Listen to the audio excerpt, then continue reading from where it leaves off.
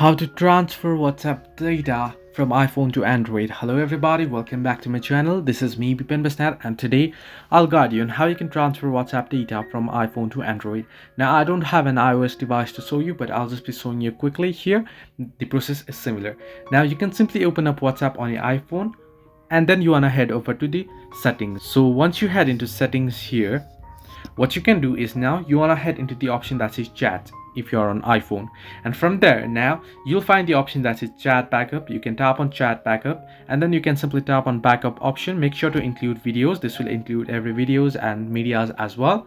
Then once you back it up, you can simply go ahead and open up your Android device, log into your account, and then it'll ask you to restore your backed up chat. Simply tap on restore and then all your data will be restored. So this way you can easily transfer WhatsApp data from iPhone to Android. Hope this helped you. Do like and subscribe, and do not forget to leave a comment down below if you have any further issues.